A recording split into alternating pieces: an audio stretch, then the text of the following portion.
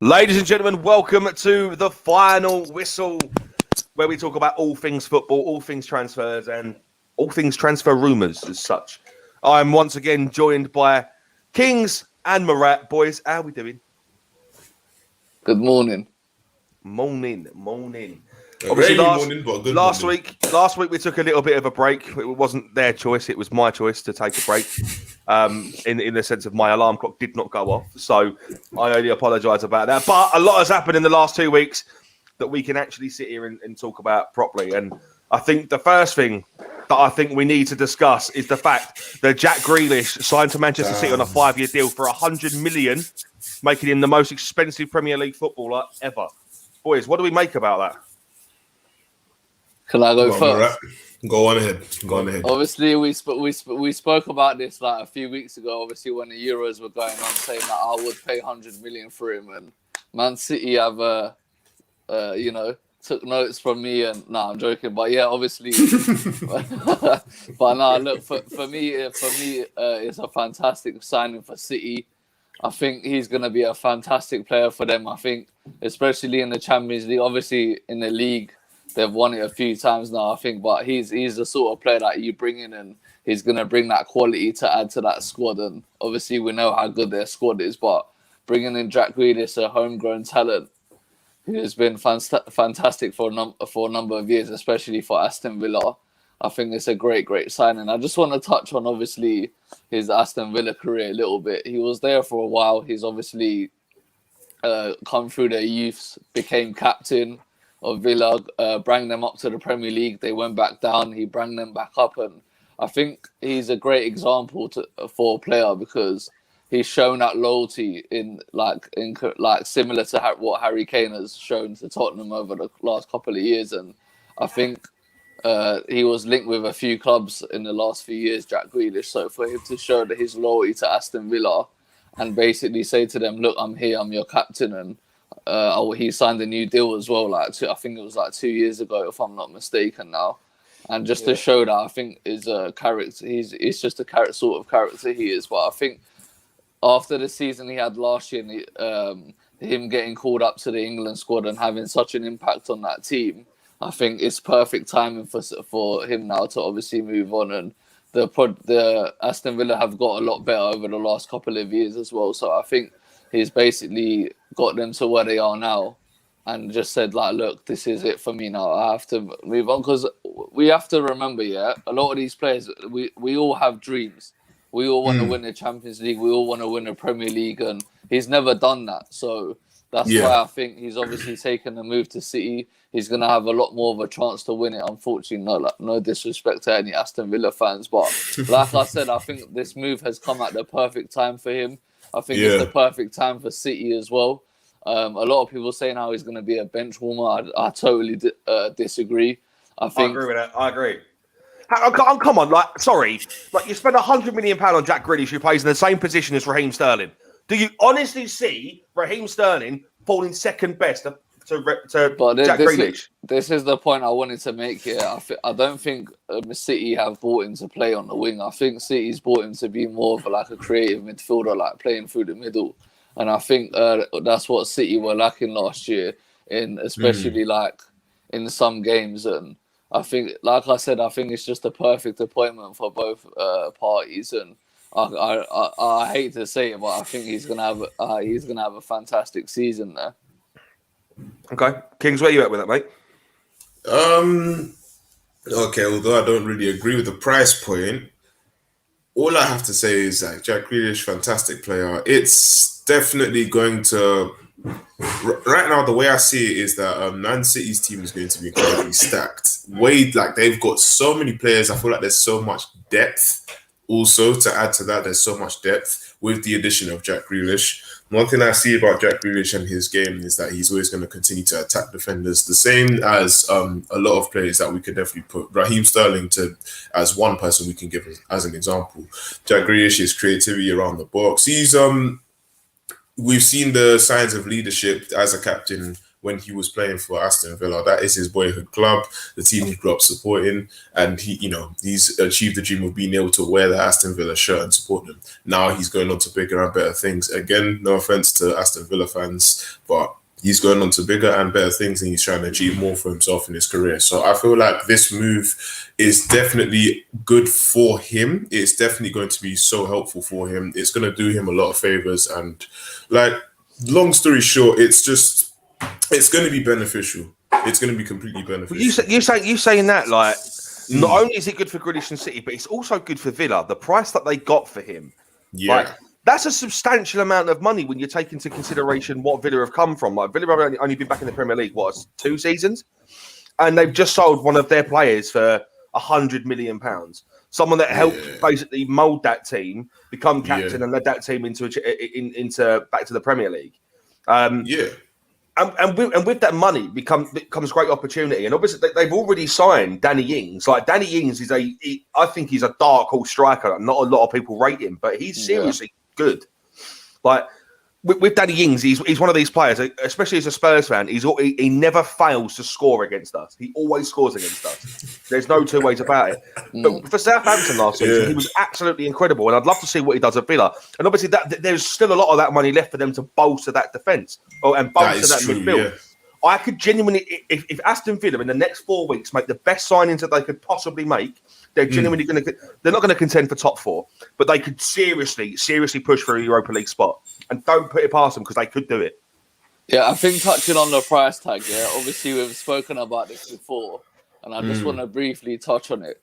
Like, 100 million, like, that sounds crazy, but like I said, the football, like, the money that's being pumped into football these days, like, it's obviously it's a lot of money, but for a club like City, like, and for, like, obviously the top 4, top 6 peanuts, isn't it? Like, it's not peanuts, but it's not like, oh my god, it's 100 million, like, oh my god, like, this is what I think a lot of people forget. Like, there's so much money being pumped into football, especially with, like, sponsorships. Like, for TV rights, you get like 100 million from TV rights anyway per year. Wait, per year? Yeah. A lot of people know this. You get a lot of money from, like, Sky, etc., like all the TV and stuff like that. No, that makes sense. There's a lot of revenue. There's a lot of revenue that comes in. There's a lot of revenue that comes in as well. In through sponsorships and everything. Yeah. So don't get me wrong, it's still a lot of money. I'm not saying it's like 10 or 5 million. It's still a lot of money. But like I said before, I think Jack Grealish and how young he is and how much potential he still has to grow. And don't forget, I think a lot of people forget that he's going to be working with probably the best manager in the world. Like, who wouldn't want to go to City and work with Guardiola? Like, not only has he been so successful in the Premier League, but he's been so successful in other leagues like the German and Spanish league as well. So as much as it's a Man City thing, they got money and this and that, and they got a fantastic squad, but they've got an amazing manager behind them as well. So I am interested to see how he gets on, and it's going to be a good one. But in terms of Aston Villa, like, I was really shocked about the Danny Ings signing. I think what? It come out of nowhere. Yeah, and that's exactly what I was going to say. Like, there was no speculation that he was going to leave Southampton, and then it was just like, bang. Or like, oh my God, Danny Ings is signed. But this is the question I want to ask. Maybe some Villa fans could answer this in the comments and stuff. Who are you going to pick, Danny Ings or Ollie Watkins, who had a fantastic season last year? Let's not forget. So who's going to, depending on what sort of formation they're going to play, who's going to drop to the bench, So I think that's something that Dean Smith needs to think about. But another signing that I want to mention that Aston Villa brought in is Leon Bailey from Bayer Leverkusen. Like, he's been linked. That one I didn't expect. I didn't expect that one either. Yeah, I think he's been linked with a move to the Premier League for a long, long time now, and I think this is another good. I think again, it's like the perfect time for him to come in as well. He's established himself at Leverkusen, and I think now is definitely the right time to come to the Premier League and see what he can do. I see. So far, who they've brought in. I mean, there are some signings here that are definitely worth it. They've only made 4 signings, but some of them are worth talking about. They brought in Leon Bailey from Bayer Leverkusen on an undisclosed fee. Ashley Young from Inter on a free. Who he might be old, but that's experience there in that back line. Danny Ings from Southampton, undisclosed, but it's reported to be around the 25 million mark. Yeah. And they've also signed Emi Buendía from Norwich for 38 million. They signed him. Yeah, Emi Buendía from Norwich for 38 million pound. So I mean, to be fair, Grealish only signed 2 days ago. Yeah. And they're already throwing big money out. So obviously, it seems to me as if they really knew that this transfer was definitely going to happen a lot sooner rather than later. It was just a matter of time. Yeah, at the same time, another thing as well I'd even like to point out, like, think of it this way, because I know there's definitely a few, you know how some fans would feel like, they've been betrayed by this particular player because they said that this is the type of team that they wanted to grow up and retire with and this and that. And now they've seen him go to a club for big money. They would feel betrayed, but then I feel like you need to look at it from both sides, because now with all of that money, this club, Aston Villa, is able to now buy how many different players now? Like exactly. With these 4 signings, you're not going to get world-class players, but you're going to get yourself a very good team. You're definitely going to get yourself a very good team. And with the way it looks, it seems as though Aston Villa could definitely be contenders to be able to.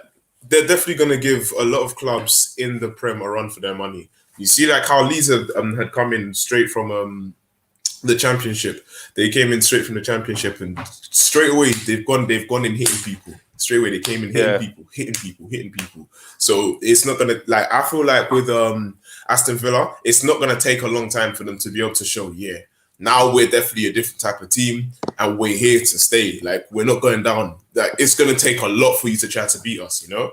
This is the same Aston Villa club that beat Liverpool 7-2, whilst Grealish was the captain of that squad.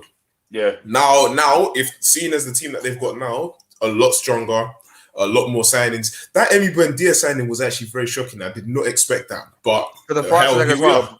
For the price tag, £38 million as well. 38 million. You see, that's the type of signing that Arsenal needs to make. There are going to be some more Norwich players mentioned later on. Obviously, for right now, we're going to go to a short break. If you want to get involved in the conversation, you can do so by calling us on 07852 473 473.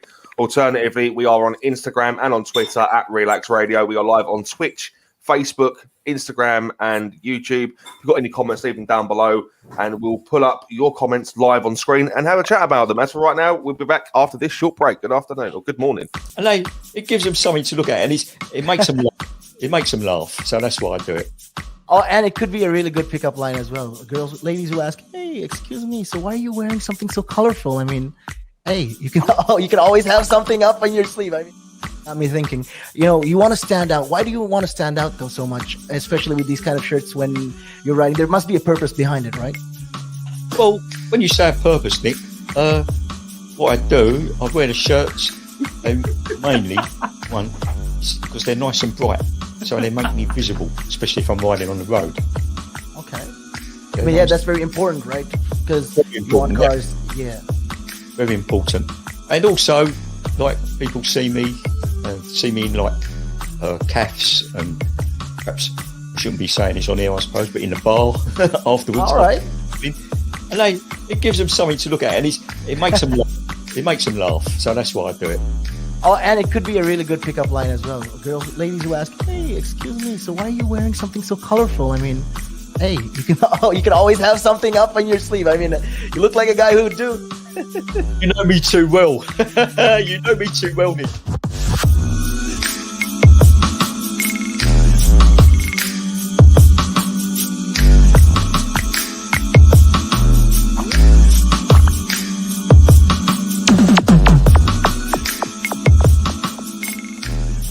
The valuations that you place on an asset are always behind you. It's always in hindsight. It's never in front of you. And that's one of the challenges, right? Because you're always valuing what happened yesterday. And what you need is what's going to happen tomorrow. What am I saving or investing for? Why am I doing it? When will I need the money? And how much money do I need? Yeah.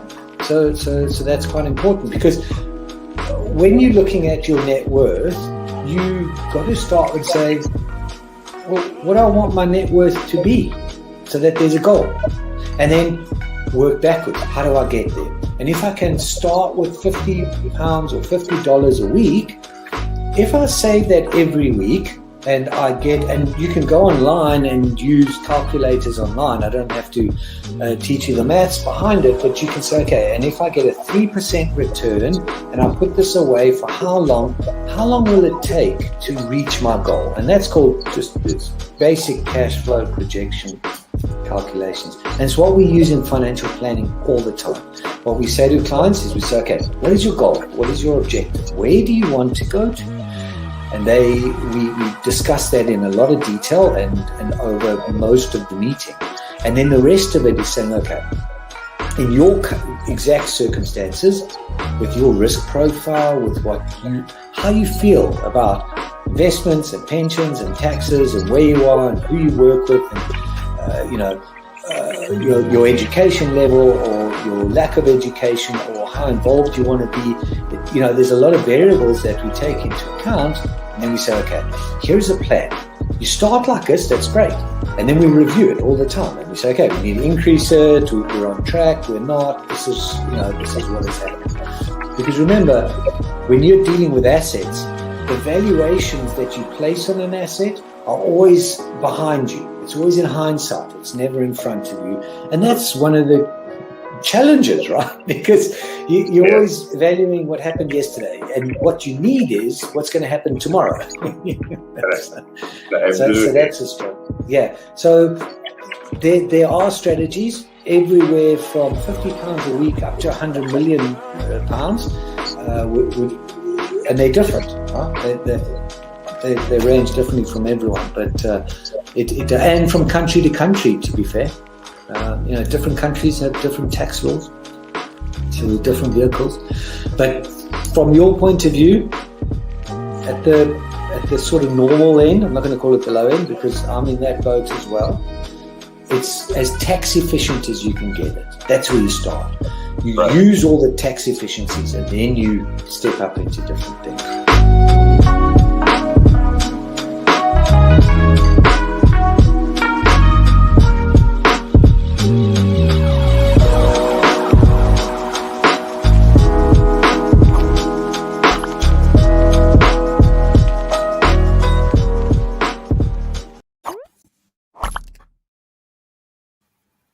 Welcome back to the final whistle, where we talk all things football. Just before the break, we were talking about the £100 million signing of Jack Grealish, which makes him the most expensive Premier League football in history.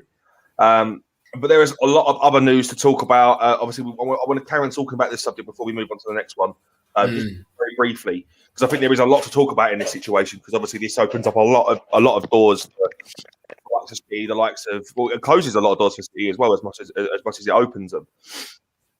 True. Yeah. One of the biggest things, obviously, was that Harry Kane was set to join.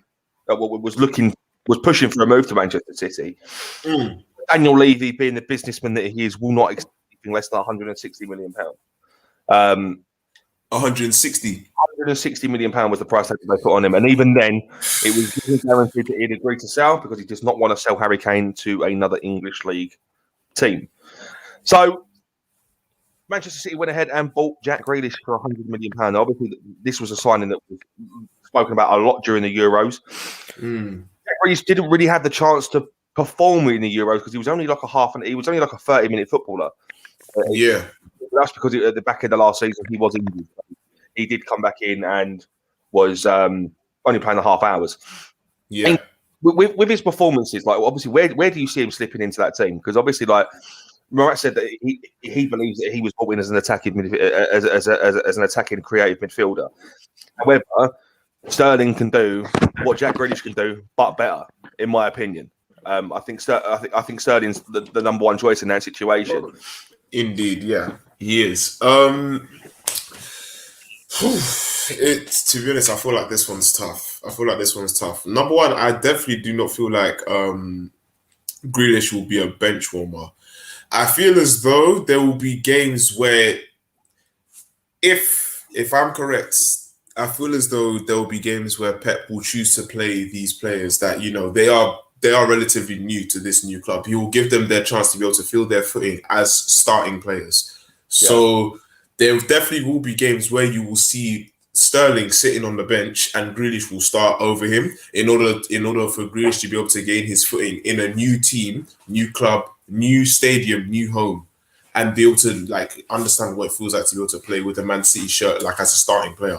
I feel like Pep is going to give him his opportunity to feel that, feel it, just to be able to feel that experience. You know what I mean? Because Sterling's been doing this for years, ever since he joined Man City. I think he joined Man City back in, correct me if I'm wrong, I think 2014. So something like that, yeah. Yeah, he joined Man City around 2014, maybe even 2015, like around about that time. So he's been with Man City for a very long time, and he has adjusted very, very well, especially under multiple managers. I think he's definitely played on. Correct me if I'm wrong. I feel as though he has played under Manuel Pellegrini. I think so. I think he's played under Manuel Pellegrini, and then after that, he's also played under Pep. And Pep has definitely helped him define his game and become the winger that he is.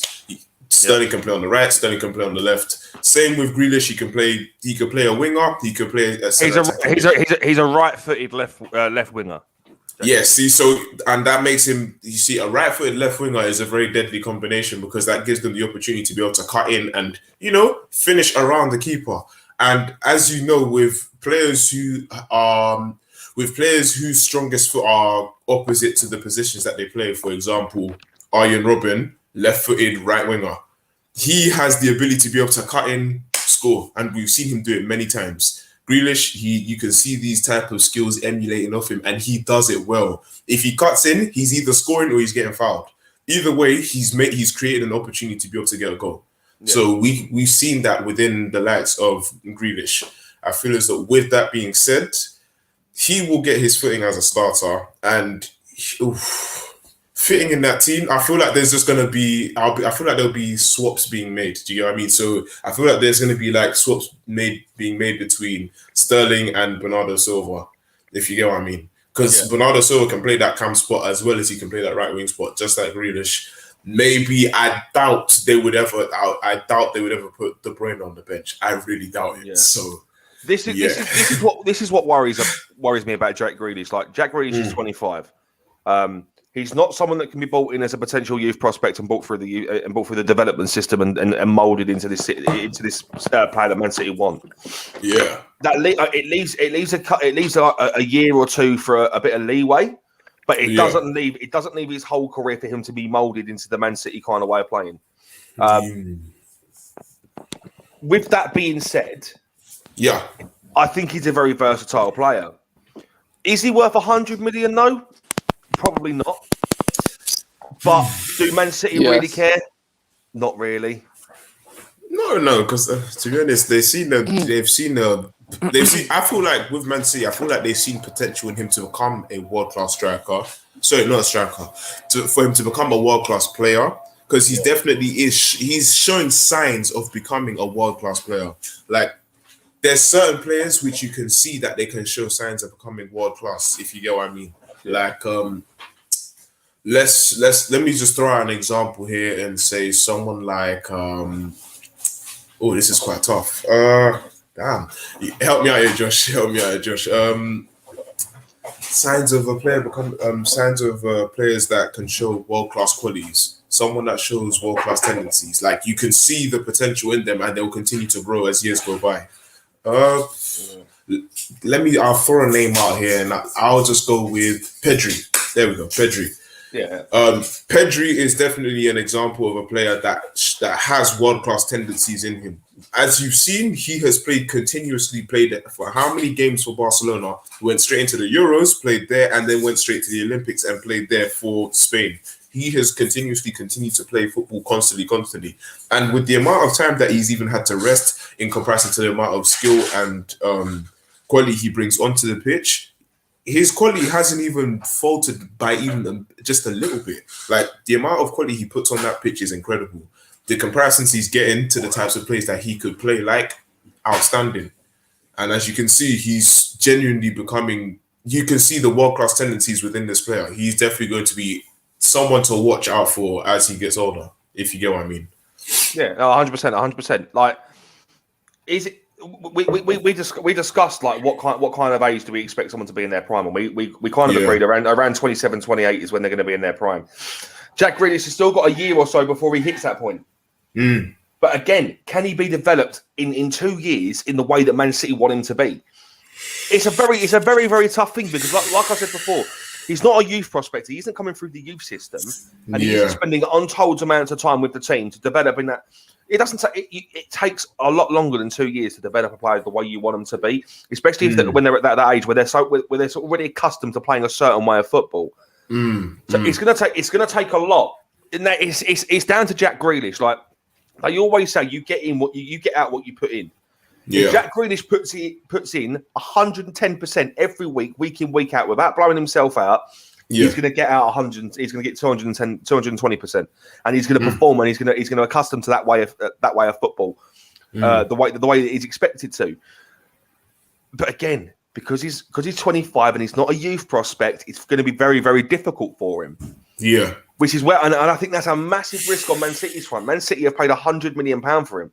Right, we're not talking about someone that you could sell, you could buy for 30 million and possibly sell on for 20 million the following season and make a little bit of that money back. 100 million is a big amount of money, and if he doesn't perform in his first season and actually plays well, he ain't gonna be worth half as much. Nowhere near, because that 100 million is a very, very, very huge price tag. I think. Do you know what it is? Yes, I do agree with you when you say it takes so much more to be able to. It takes so much time to be able to develop a player to get used to a system that a particular football team plays in. But I feel as that this is another point I'd even like to make. With that being said, it's like we've seen players, and I'm not saying it's a lot of them, but then it's a lot more than we expected. We've seen players that have come into new leagues and they've made their mark within maybe not a season, but they've made their mark within 2 seasons. We've seen this type of behavior from the likes of Aguero. He joined Man City back in 2012. From there, we haven't seen him drop off. And the thing is, we had seen his potential rise as years went on. From 2012 to 2014, within those 2 years, he went from being just, the new boy of the group to being, this is my team now. I'm running things in this league as well. We haven't it's a completely different scenario, because you're talking about the scenario that you're giving is a player from abroad coming into an English team. Jack Grealish has played all of his career in the Premier League. Like there's nothing to accustom to. He knows how to play this English style of football. Aguero comes Atletico Madrid he come from, wasn't it? Comes into the Man City squad and plays the English way of football after spending his career in Spain. Like it's a little bit of a different situation in that sense. There's nothing for him to accustom to. There's going to be none of this. It's going to take him a year to get used to it. No. He's played English football the whole of his career. He needs to fall in now. So it's the point that you're putting forward. Not that he needs to. Yes, we know he needs to fall in now, because it is a risk. He's 25. For £100 million, you expect Of course. But then there's also the fact that you're saying he also needs to adjust to the new football system. Is that also another point that you're making? Because he doesn't need to adjust to the new football system. He needs to adjust to the Man City way of playing. Oh, there's a reason that Manchester City are the best in the world, like best in the Premier League. Very true. And they're one of the best in the world. There's a reason for that, and that's because Man City have got a really, really good coaching system. They've got one of the best managers with the best coaching teams around him. There can't be none of this. It's going to take him a year to fall in. He needs to fall in now, otherwise his value is going to plummet. It's true, and it's a massive risk. It's a massive risk paying for someone, paying £100 million for someone who is 25 years old, who is 2 years out of hitting that prime peak, as we like to say. And Man City haven't got that time with him, as they do with most of the youngsters, to bring him through the ranks. Kevin De Bruyne is another perfect example of that. Kevin De Bruyne is what? I think he's 22. He's not old at all. Like he's still really, really young. No, he's like 28, bro. Well, Kevin De Bruyne. Oh, he's 30. Bloody hell. He's baby face. Baby face. Literally. Baby face. There's some youngsters that they brought in, like Kylian Mbappe, right? We had this discussion off air. If Man City were to somehow land Kylian Mbappe, the guy's 22 years old. Man Yeah, City. I'm talking theoretically speaking, rhetorically. I'm not talking legitimately. Like, if they didn't sign, say they didn't sign Kane and they didn't sign Grealish, and they bought in Kylian Mbappe, right? Yeah. It will take him a year or two to get used to the familiar. It'll take him a year to get familiar with the English way of football. But where he's only 22 years old, there's still 8-9 years in him where we can learn that English style of football. He's got a lot of projection. He's got a lot of projection time to be able to do that. Right? Yeah. The fact he's 22 years old and has got a £250 million price tag on his head, like, says a lot about him as a player. However, you're spending £100 million on Jack Grealish, 25 years old, 189 appearances for Villa, scores 26 goals. Yeah. As a winger, that's good. That's good stats for a winger. He hasn't played on the wing all the time. He's been more central late in the So creative midfielder. Yeah. I mean, but touching on obviously, I've been having a bit of technical difficulties, but I can see what you lot have been touching on. Is it like, do you think Grealish is going to fit in, or does he need time? Is that what you lot are talking about? This is right. What I'm saying is, right, where Jack Grealish is 25 years old, he's not what we would deem a youth prospect. Yeah. Right? Yeah. He's 25 years old. Man City have dropped £100 million on him, and they expect him to slot in now. Yeah, 100% he will. You reckon? 100%. I can put money on it. He'll slot in perfectly. He's a quality player, mate. He's one of the better players in the league at the moment, you know, and that's why interesting. I think the 100 million price tag that Aston Villa put on him is spot on, and I think Man City agreed to that because they've obviously gone out and paid it. Jack Grealish probably still has another 8 years in him, and he's only going to get better under Guardiola. What I'm saying is he's 2 years out of that peak point, right? And Man City can't mould him to the Man City way of playing. He doesn't need moulding. Players of his caliber and the sort of personality he has, he doesn't need moulding in my opinion. You reckon? Let me give my 2 pence real quick, and I say, when I see a player like Grealish, the one thing I get off him, like especially from his performance in the Euros, he's very, yes, coach, I'm with it, coach. Like, cool. Listen, you do what you got to do in it. I'm here to play. Do you get what I mean? He's like one of those players where it's like the coach will ask you, where do you want to play? And it's like, anywhere, like, drop me anywhere. Do you get what I mean? He tracks back. He will definitely defend when he needs to. Like, he's capable. I feel like he's capable of being able to. I feel like he's capable of being able to just adjust very, very quickly. It doesn't take long. I feel like I look at a player like Grealish, and he gives me vibes of. He just gives me vibes of how do I put it? Saka. Like, I look at him and I think of Saka. Saka is capable of being like, he'll do this, he'll do that, he'll get things done. Grealish, he'll do this, he'll do that, he'll get things done. He'll find a way to be able to make an assist. He'll be able to find a way to make a chance creation. He will slot in. I don't feel like the Man City way of playing, yes, it is definitely different to Aston Villa because, you know, over in Aston Villa, Jack Grealish was his own man and he was running the team. I get that. This is going to be different for him. There will be challenges. I think that becomes what you're saying. The way you're talking about it, becomes more of an ego problem. If Jack Grealish has got too much of an ego in terms of saying, actually, you know what? I'm so accustomed to this way of playing. I was the best player in that team, and that's why you brought me in. I'm going to continue playing that way. That becomes more of an ego problem. He needs to let his ego slide just that tiny little bit so he can actually take instruction from Pep Guardiola. Now, Pep is undeniably the best manager to ever grace football. Right? No questions asked. And Man City are going to work wonders under him for the next 5 or 10 years. Definitely. But Jack Grealish needs to let that ego slide. That's if he does have that ego. We don't know yet. Yeah, the thing is, I look like based off of what I've seen so far, I don't see ego coming off of someone like Jack Grealish. Based off of what you lot have seen, he's humble as anything. Exactly. I haven't seen him show any signs of ego. Like people, here's the thing: in Man City, if you don't have that much, like if you are the type that's able to take an instruction and you put your ego to the side, you will see yourself grow and become an amazing player. Look at De Bruyne. De Bruyne went from Chelsea to Wolfsburg, and he came to Man City. And look at him now; he's a world-class player, and he's undeniably one of the best midfielders in the Prem. Now, here's the best comparison. Guys, listen up. Balotelli, that guy had such a huge ego problem, and you can see he was a very amazing striker. He was a very quality striker. That guy was incredible. Right, he had such a huge ego problem. So I'll say he had a very huge.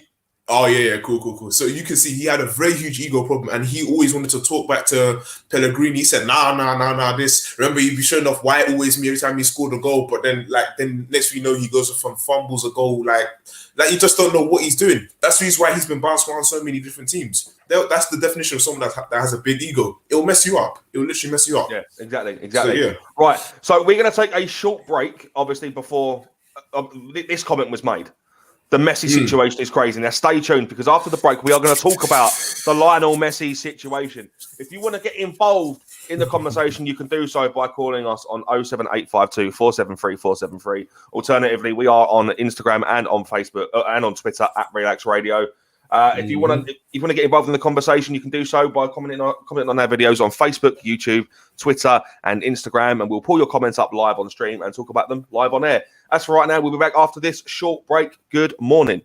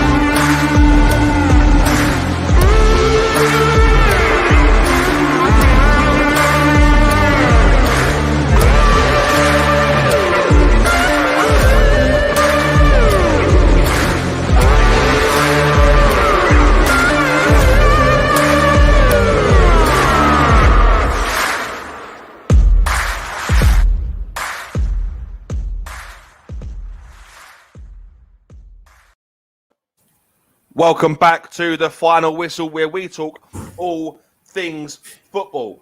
Now, obviously, before the break, we were talking about Jack Grealish, obviously being signed for Man City for £100 million. But there's a crazier story to come out of football, and that is that after 21 years with Barcelona, Lionel Messi is now a free agent. Boys, what do you think of this? Because I think this is absolutely crazy.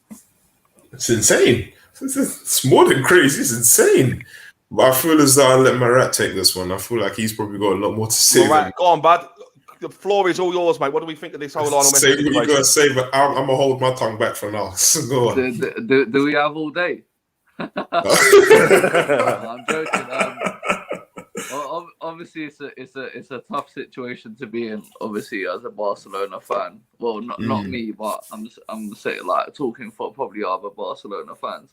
I think it's a difficult situation to be in because Messi is the sort of player that's given so much time and all of his effort into that team, and it's crazy what can happen in life itself because of COVID and stuff and everything else that's going on behind the scenes. Unfortunately for Barcelona, they're not able to afford his wages anymore, basically, and I think it's a sign of things to come.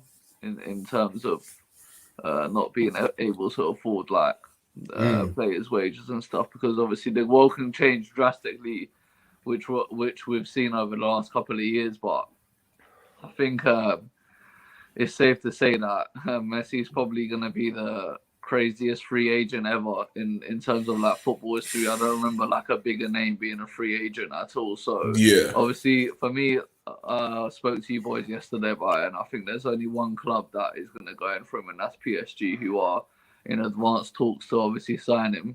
Yeah. I think it's a no-brainer for him because Poch is Argentinian. He's got his old buddy Neymar there. He's got a few other Argentinian boys in Di Maria and Paredes, and obviously he's good friends with Marco Verratti as well. So I think it's the perfect move for him at this stage.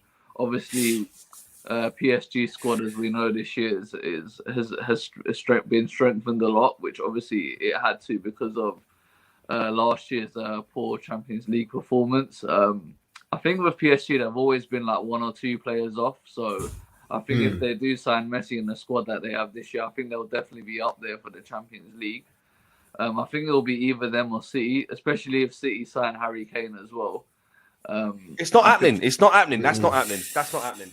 I mean, we don't know yet. Look, It's not happening. They cannot. Don't forget, financial fair play. Right? I had this discussion with Kings like, when you were obviously having your problems beforehand. Right? Financial fair play, which means teams have to stay in the green above, I think, 15 million over a duration of 3 years. Yeah, but right? They have to make profit. They're not going to sell players though. If they sell players and they bring in Harry Kane, that's fine. They can do that.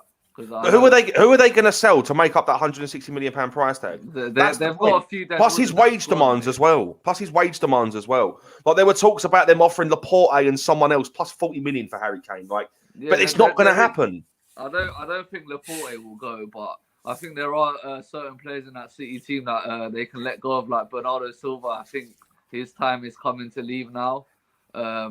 Obviously, Gabriel Jesus. There's obviously been talks that Raheem Sterling might be leaving. So I think there's a lot. Don't forget as well, City do have Phil Foden. So even if Sterling or even maybe Jesus left, he can always like fill in the shoes. I think with Foden, it's a tricky one, and I love Foden. I think he's got tremendous talent. In terms of like. In the next few years, I think he's going to be up there with the younger generation of players for England. But at the moment, I think Pep will probably agree with me. He's just not ready yet, and he's not the finished article. So I think that's why they brought Grealish in. So obviously, cement. But in terms of Messi, like we're backtracking back to the Jack Grealish situation. Like in terms of Messi, no. This is what I'm trying to say though. In terms of the whole financial fair play thing, if City obviously. Sell a few players like they're dead wood, they could definitely bring Harry Kane in. There's no doubt about that. And there's obviously still a few weeks left for the window to close. But going back to Messi, like I said, I think PSG is the perfect move for him now. I don't think there's any other club out there that he will sign for. I think PSG is definitely where he's going to be at this coming season. And we all know what sort of player he is. Like he doesn't need no introduction, as they like to say. And we know what he's capable of, and we know the stature of the player that he is. So it'll be interesting to see how he gets on there. Exactly that. I mean, they always say that there is no player bigger than the badge, but I think in Lionel Messi's situation, he is a player that is bigger than the badge, right? Way bigger than the badge. No way. I disagree with you. No. Listen, there's a reason Lionel Messi is undeniably the best in the world. No one's going to follow Barcelona after this. Yeah, because he's the best player in the world doesn't mean he's bigger than. It's going to find out how much history Barcelona have. This comment, I'm going to bring this comment up, right? Because this comment is perfectly valid. I think it could get worse financially for Barcelona. Messi made up 30% of Barca's revenue. He helped pay wages for other players, which is true. With Lionel Messi not being there, who is their cash cow now? Antoine Griezmann? No. There's talks of Antoine Griezmann even going back to Atletico. There's talks again. This is what I'm saying. The reason, right? So let's just give a brief rundown of why this situation has occurred. Right, Lionel Messi was meant to leave last season. He was in talks with City after his contract was supposedly up. Right. Yeah. Barcelona found a clause in that contract that said you have to stay with us, otherwise we're going to fine you a ridiculous amount of money. So Messi decided to stay. Right. Yeah. After a little while, Messi was like, actually, do you know what? I'm going to see my career out at Barcelona, and got into extended talks to renew his contract. Barcelona then bought in the likes of Memphis Depay. Who else did they bought in? They bought in loads of players. Memphis Depay. Sergio Aguero. Right? Emerson from Real Betis as well. Yeah, because of these talks with these other players that they're bringing in, The dotted line's been signed. They can't afford that. They cannot, under financial fair play regulations, get Messi over the line. So that's why those talks have broken down, which is why now Lionel Messi is a free agent. Now, if we're talking about what teams we can go to, Man City, no, we won't go to, because right now, if they do that, financial fair play are going to be all over them. Transfer embargo, fines, off you go. Right? Yeah. Inter Milan, they're in the same boat. Inter Milan are in the same boat, hence why they're trying to get rid of players as much as they can. That's why Lukaku's looking like. That's why Lukaku's saying, "Look, let me leave," and they're like, "Okay, cool." Yeah. Real Madrid are in the same boat. Real Madrid are in Operation Rebuild at the moment, right? But the thing is, he won't go United because there's no prospect. There's no goals. There's no prospects there. Who else is there? Juventus? They've already got Cristiano. No. He wouldn't. Exactly. The Italian football is defensive football. Messi is a striker. Yep, he's a striker and he's a very Where is he going to go? Where is he going to go? You see, PSG is the only team. And the thing is, I see him going to. The thing is, it's crazy. As crazy as it is, I see him going to PSG. Now, the conversation we had prior to when we actually started the show was the fact that I feel as though you said that they couldn't bring in any more. They couldn't bring in any more players, and I feel like they could still make it work because they were capable of being able to bring in. They brought in Neymar long before they let go of Ibrahimovic. They let go of Ibrahimovic and they sent him over to Man United 1 season before they chose to buy Neymar for that record deal of what, 226 million or 196. Something crazy. It was something crazy. So yeah, they brought in Neymar. Mbappe, they bought him for a very, very cheap amount of money coming from Monaco. So as we've seen, Mbappe has grown into such an amazing player right now. And on top of that, they've been getting rid of players as well. They've let go of Matuidi. They've let go of so many of their players, Thiago Silva. They had Dani Alves, then they let him go as well. You know, there's a lot of players that they've slowly just decreased the amount of players that they've got, and they've been bringing in cheap ones. They've brought in Rafinha. I don't know if he's still there at the moment, but they've brought in Rafinha and the Herrera, who came from Man United. They Paredes, who I'm not even too sure what team he came from, but as you can see, you know, they've slowly built up their squad. Perfectly valid point. A perfectly valid point has been brought up by SB20, not this one. No, SSB28 says the problem is no team wants to take on the wages of these Barca players. Nobody wants to buy Coutinho, Griezmann, and Titi. The output doesn't meet the wages on the field, which I think is a perfectly valid point. Now, the wages of some of these players in Spain are borderline ridiculous. Look at Gareth Bale, for example, sits on the bench all week. Sits on the bench week in, week out, and he's on 600k a week. That's insane. If I'm honest, that's more than insane. Like, how are you gonna rack up that much? Like, how are you gonna be racking up that much money whilst just out on the bench? But I mean, if anything, it's the amount of buzz that these players got before they chose to join these squads, you know. And on top of that, I feel like it's also player-manager relationships. As you can see, Gareth Bale did not have the best relationship with Zinedine Zidane, so he literally just kept him on the bench all day or every single week. So there was that. What else was there? Griezmann. See, now the thing with Griezmann, the Griezmann deal, and I just wanted to quickly touch on this. I spoke to a friend of mine whilst I was at the gym, and he had told me, I can't remember where he got his source from, but he had told me Griezmann is also planning to go back to Atletico because Barcelona cannot find a way to be able to fit Griezmann into that team. Griezmann's been the pinnacle of a lot of transfer talk. Like I stated to you before, there were talks about him going to Tottenham. I'm sorry. No. I know. You know what I mean? Like he was offered to Tottenham, and Tottenham had a deadline to put on, which is why I think that's where Barcelona's like what's the word? All the cards were put on Barcelona's table and said, "Look, Barca, if you want to sign Messi," I think this is what's happened because they wanted Messi so bad, they literally had to free up as much space as they could. Right, that's what, and the time was running out for them. Hence why, they offered Griezmann out to every single team they possibly could, including Tottenham. We weren't gonna pay what they wanted for him, though. Yeah, the thing, you see, here's the thing: had Barcelona actually allowed Griezmann to go back to Atletico, and because they paid, here's another bit of news for you. Aguero, Memphis, and these other new signings haven't even registered with Barca yet. Aguero is trying to get out of this Barca contract right now. Don't blame him. What? To be fair, he came over to play with Messi. He came over to play with Messi, and Messi's now gone. He said, see ya." PSG, where are you? Hello. Yep, straight away.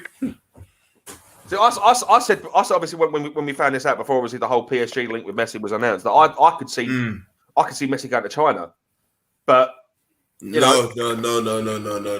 because we all know that China pays stupid amounts of money for players. Yeah, but I can't lie. China, I feel like China. No, it just doesn't make sense. Messi in China, to me, that would make no sense whatsoever. It's like, it's like, no, it just won't work out for me. I feel like with someone like Messi, you'd have to see someone like him playing out his career. If it's not in a team like, if it's not in Barcelona, then you'd have to see him playing out his career somewhere more feasible than that. If you know what I mean, like, like with someone like Messi, he had a grand opening, he has to have a grand closing. That's what I feel. China is not a grand closing. China is literally like the graveyard for so many players that were great and now have lost their touch. That's what I feel. It's basically turned into the MLS, really, isn't it? Like China. Literally paying stupid amounts of money to have these big names, but players that don't play the same way they used to. I feel like it's a terrible idea, and he shouldn't go to China at all. Honestly, as I said before, it is the graveyard of players that were great once upon a time and now have lost their touch. Nah, man, it can't happen. It just can't. No, exactly. And obviously, like what I don't. The thing that doesn't ring right with me is the fact that I think PSG are getting away with a hell of a lot. Because if he does go to PSG, you look at that PSG team now: Kylian Mbappe, Neymar, Messi, Donnarumma, plus these other massive names that are going to cost a massive amount of money. How are they getting away with financial fair play regulations? See, we spoke. This was the point that we were talking about before the show. Now, I feel as though they are able to get away with it because keep in mind, however much they signed Mbappe for, I am not sure, but they signed Neymar to covered quality. Neymar leaving was the worst thing that happened to Barca. They were unprepared and panicked with the Coutinho and Dembele buy. Imagine if Barca got Van Dijk instead of these two clowns. Do you know what? I'm going to touch on that comment real quick, yeah? I'm going to touch on that comment real quick, but let me just continue with what I was saying. I feel like PSG can get away with what they're doing because as they bring in big players, they were also getting rid of big players. Ibrahimovic was a big player that was winning for PSG. That was winning titles for PSG constantly, back-to-back seasons, ongoing. Come 2016, they sold him to Man United. He wanted to leave. PSG agreed, said, "Cool, we'll let you go." This is Kings. This is validates what I said to you when we were obviously before we started. League One doesn't give a damn. PSG is League One. Now, this is a perfectly valid point because when you think of League One, the first, or League Un, as they like to call it, the first team you think of is PSG, right? They're a tourist club, 100 million%. When you go, right, Kings? When you go to France, where's the one place everyone wants to go when they go to France? Paris. And where are PSG? Paris. Exactly that. Thank you. That is my point. When I went on holiday with my school, when I was a kid, when I was in year 8, I went abroad to Paris with my school and we went to PSG. Every single person, including myself, bought a PSG shirt. I mean, do you know what? Like, I completely understand it. Even me, I had that trip as well. I didn't go, but my class had that same school trip for a day. They went to Paris as well. So I get it. Paris, the tourist attraction of the whole country, along with bringing in tourists, and then there's PSG. Everyone knows the team PSG. You know, it's just it all makes sense. It all comes full circle. This is the thing. PSG are basically like the Wall Street of football. You look at the players they've got. They're gonna get Messi, undeniably. They've got Neymar. They've got Kylian Mbappe. They've got Donnarumma. Donnarumma is going to be the best. Oh crap! I forgot about him. He's the best goalkeeper in the world by a million miles away. Yeah, right? They also got Sergio Ramos, and they just signed Sergio Ramos as well. Yeah, exactly. All these players, they are the Wall Street of football right now. Marat, you're shaking your head. What's going through your head? Good. Let's hear it. Mr. Football himself. You know how I feel about the goalkeeper situation. Donnarumma isn't the best keeper in the world. Yeah, he had a good Euros, but that doesn't mean he's the best keeper in the world. He's only been doing it like for 1 or 2 years now. You look at Edison and Alisson and even Neuer, who have been doing it for a consistent amount of years. Donnarumma's only had a good summer. I think the move for him now to go to PSG is perfect to see if he can start hitting new heights. But for me, he's definitely not the best keeper in the world. But obviously, No, he is. on what He you is. lot are 22, talking about, 22 years old. He's just won the He's just won the Euros, mate. He's not the best keeper. No, I agree with Murat. He's not the best keeper in the world. 1 minute. So, let's just say, for example, Lloris won the World Cup a few years ago. Is he the best keeper in the world? No. He's not. No, but he was at the time. No way. After the mistake he made, in that final. The best goalkeeper in the world. No way. Oh, no. No. I don't want to sound harsh or nothing, and I don't want to feel like I'm picking on your opinion, but everyone has their own opinion. And for me, like I said, Donnarumma is not the best keeper in the world right now. Not me. He's up there, don't get me wrong. He had a fantastic Euros, but you got to remember the defense that obviously he had in front of him. Chiellini and Bonucci's performances, another thing that obviously helped Donnarumma as well. Yeah, don't get me wrong, he's like 6'7", 6'8". Yeah, like he's gonna have like a 70% chance of saving penalties because he's so tall. The only way you're gonna score against him is if he goes the wrong way, or you've got it right in the corner like Harry Kane did. But like I said, for me, I don't think he's the best keeper in the world. But PSG's squad this year, as I mentioned before, is going to be unbelievable. And in terms of what you're saying about the financial fair play, King's touch on it. Whatever player that PSG usually bring in, they let go. Don't forget they had like the likes of Cavani, Lavezzi. They had Thiago Motta and Thiago and Di Maria. Not Di Maria. Players like that go. So yeah. Players like Messi, I think ain't going to be a problem. Zero Shave, hello. We just got a little comment from Zero Shave saying hi. Hello, Zero Shave. Right, right. So there's summarize this debate. Obviously, Kings. I'll start with you. Let's just in summary, what are your thoughts about this whole situation? The whole Messi situation. I feel like I do understand where you're coming from when you say that PSG get away with how they're getting away with it, but it's like, I'm not gonna lie, you get one big player, you also release a big player. They're making the cap space, and on top of that, I feel like it's also pay cuts, because I don't know how much they're paying Gini Wijnaldum. I don't know how much they're paying Ramos, but keep in mind their ages, they're getting older. They're not performing the way they used to, but they are still very quality players. So they may be taking less in order for PSG to bring in more. Do you get what I mean? That's why I feel like they're able to do what they're doing. So the whole situation was why they wanted the Super League made ASAP. They didn't anticipate COVID, and valid point. Right, can carry on, mate. Because obviously we summarize this, and then we're going to go for a break and then come on to the next subject. Yeah, of course. Literally, just all I want to say is just I feel like that's the reason why they're able to do what they're doing. There are these big players have definitely taken some sort of decrease in their pay, because it's like they're coming towards the end of their careers, their ages, they're getting older. So realistically, they know what they're capable of doing to be able to bring towards a team like PSG. On top of that, if they are taking pay cuts, that's making space for PSG to bring in a lot more. Hence, the possible Messi transfer, which is looking highly likely. And on top of that, whoever else they need to be able to make this PSG team a real Champions League team. Because on top of you still got to deal with Bayern, you still got to deal with Man City, you know? Like, PSG aren't the greatest team in the world just yet. So, yeah. But that's my piece. Right, Murat, where's your head at with this whole situation, bud? Yeah, I feel like I obviously mentioned, I think PSG is the perfect destination for Messi to go now. Obviously, he's going to be reunited with one of his best buddies in Neymar. I think that front three is frightening just to even think about it, letting them come up against them in a game. Like I said, I feel like PSG are bringing in the players that they need to. Oh, we've lost Murat. We are having some technical difficulties with Murat. He's been in and out all day, but I think that's a perfectly valid time for us to go on a break. This is going to be like one of the touching points of this conversation. Barca's problems were always in defence, but they kept buying attackers. Spurs got Romero from Syria in front of Barcelona. Now I think that comes perfectly onto our next subject when we talk about, because obviously I'm a Spurs fan, Kings is an Arsenal fan, as is Murat, and we're going to talk about what we believe our teams need in order for us to go somewhere this season. So with that being said, if you want to get in touch with us, you can do so by calling us on 07852 473 473. We are on Instagram and Twitter at Relaks Radio. You can download our app on iOS and on Android. We are live on Twitter, Instagram, Facebook, and YouTube and Twitch.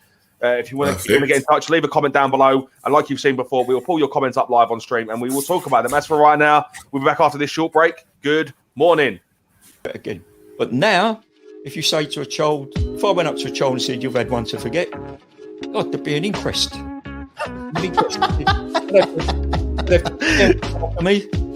Why did you reject my son? Well, I haven't rejected your son. I want to talk about, how the generation gap, how much has changed, especially when you check the youth nowadays in comparison, to people back in the day.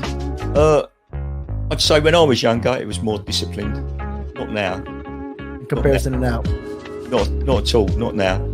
The way things are nowadays, the younger generation, you seem that they can't accept the word no. If that makes sense.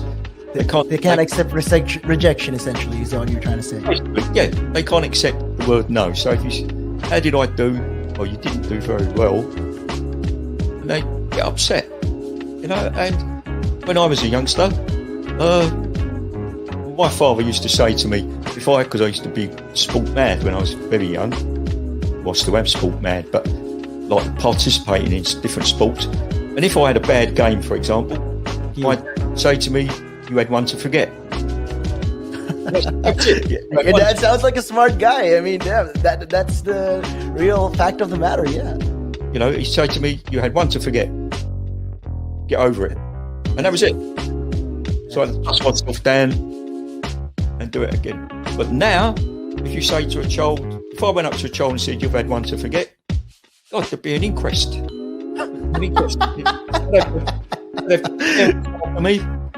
Why did you reject my son? Well, I haven't rejected your son. Or daughter.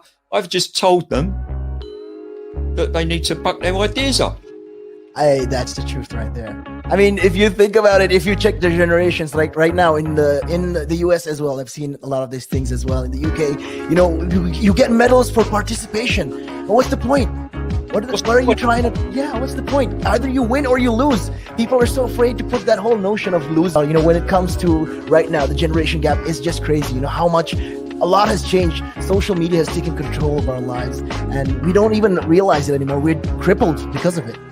That's absolutely right, Nick. Because, as you said, nowadays it seems that you get rewarded for failure.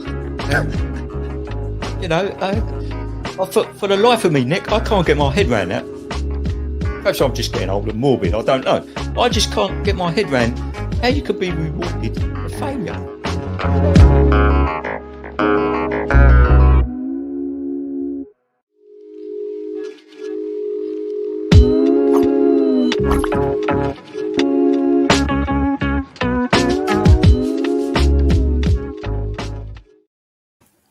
Welcome back to the Final Whistle, where we talk all things football, transfers, and transfer rumours. Now, just before the break, obviously, this comment was left by SSB28, and it was where is it? Something to do with here it is. So it was this: Barca's problems were always in defence, but they kept to buying attackers. Spurs got Morero in front of Barca, which falls in perfectly with this topic: what our teams respectively need in order for us to perform well. Now, obviously, Spurs have just signed this absolute beauty of a man, Christian Romero, £55 million loan with an option to buy. Rated the best Serie A defender last year after having an absolutely wonderful season. Mm-hmm. But that's not the only transfer that was made, because Arsenal have gone and signed Ben White from Brighton for £50 million. Now, indeed, Kings, as an Arsenal fan, is Ben White the answer to your problems? I mean, if I'm honest, based on just like the small clips of what I've seen of him, he is indeed a very decent centre back. He's got composure. He's very, very composed on the ball. He knows what he's doing. He knows how to defend well. He's able to just pass the ball around if need be on the back line. A very nice touch on the ball and everything. But he's not the complete answer to Arsenal's problems. If anything, if it was possible, I could ask God himself to help Arsenal out, because I don't know what else Arsenal need. All jokes aside, but with Arsenal, it's like I feel like they just need to reconstruct their whole defense. Like everything about Arsenal's defense just needs to help. Like there are some players that we need to get rid of, some players we need to bring in. But with the signing in Ben White, I feel like that's a start. It's a start somewhere. It's not like we've just, just thrown out something completely, just been like, yeah, let's just get this player on and be done with it, It's better than us buying a bunch of attackers like Barcelona, but then they're still failing because, all you're concerned about is wanting to attack. But then when it comes to defense, there's nothing. You know what I mean? Like, you need to understand.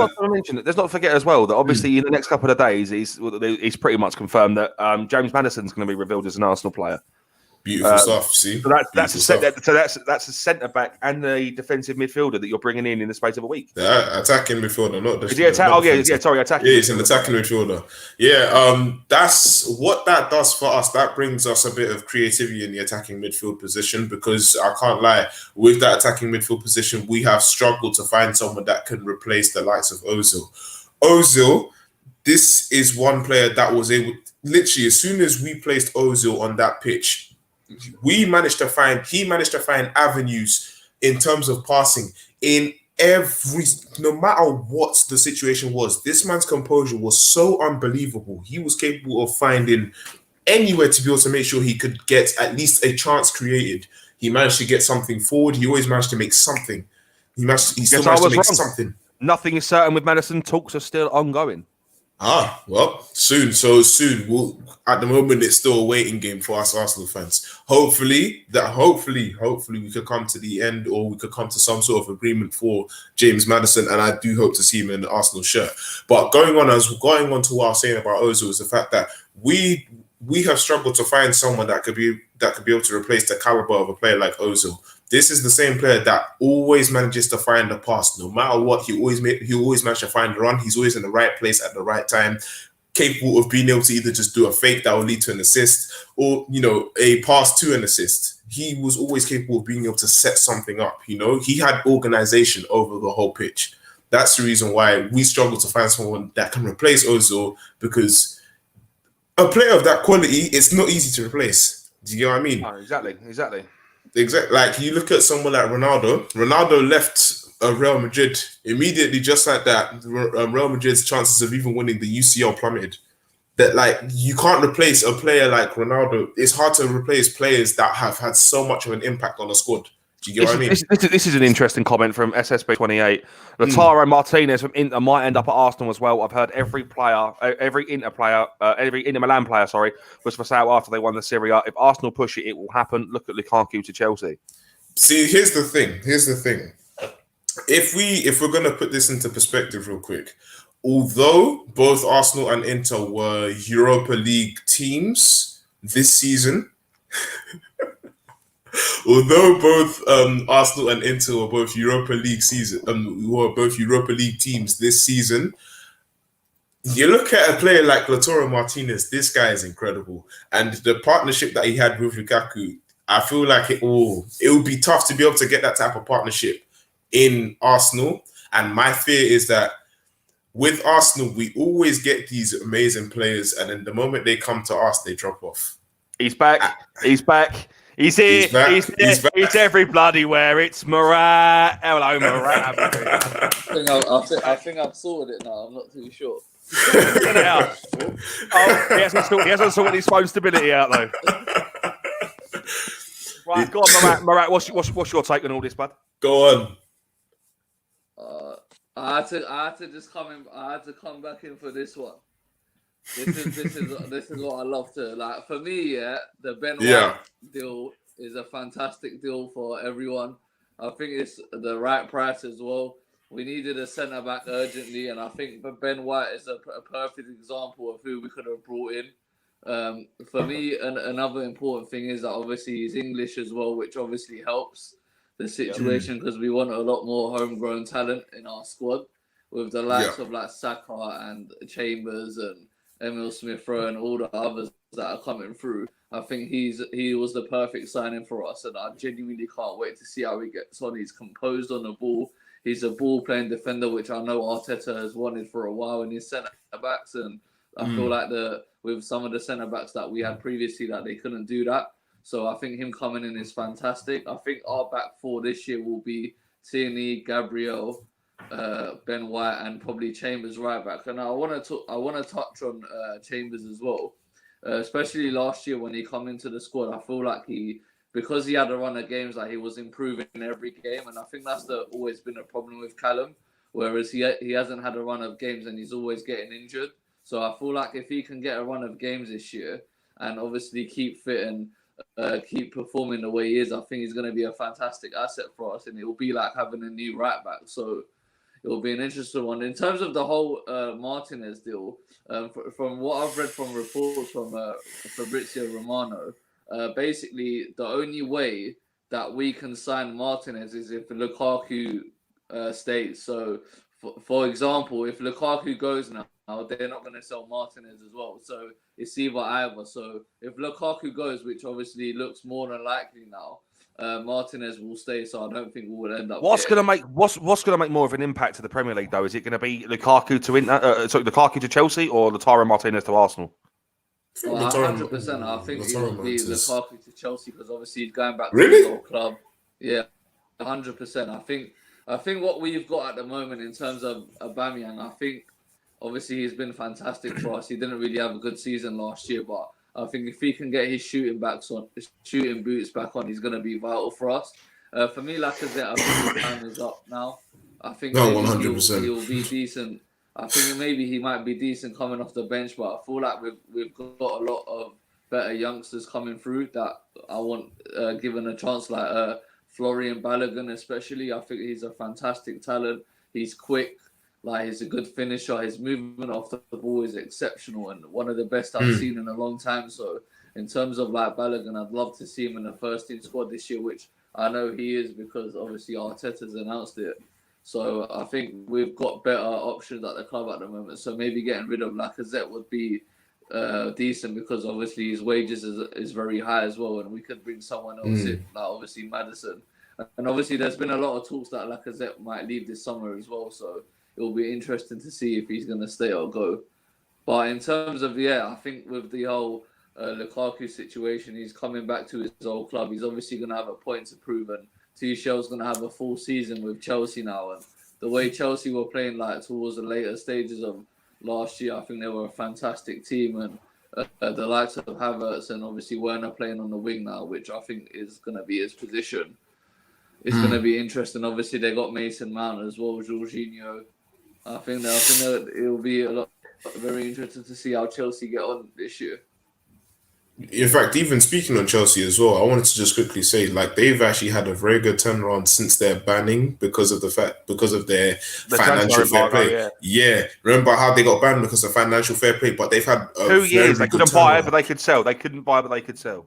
Yeah, and look how it's turned out for them. Like they've done really. I have to give it to them. Me being an Arsenal fan, Chelsea has done really well. Let's not forget as well. Man City were also done for that as well, but they contested it and overturned it. Look at that. So, and now they've won the Prem. They've won the Prem. I believe. Won the Prem. Yeah. Last season, who won the Prem last season? Man City. Oh yeah. See, so they won it back to back. See, look at that. They won it back. They managed to win it back to back. No, not back to back. Liverpool won it the year before. Oh yeah, that's it. Thank you. The 1 year wonders. The 1 year wonders. They ain't going to do it again. Look at that. Look at that. Pandemic Premier League. I think this year, depending on what either team brings in, it's going to be a very close run in between Man United and Man City. I think he's definitely going to go to. I disagree. No, I completely disagree with that as well. I disagree. You disagree? You disagree? Go on, Murat. I'll give it to you. Yeah, I disagree. I think it's going to be close run-ins. Again, man.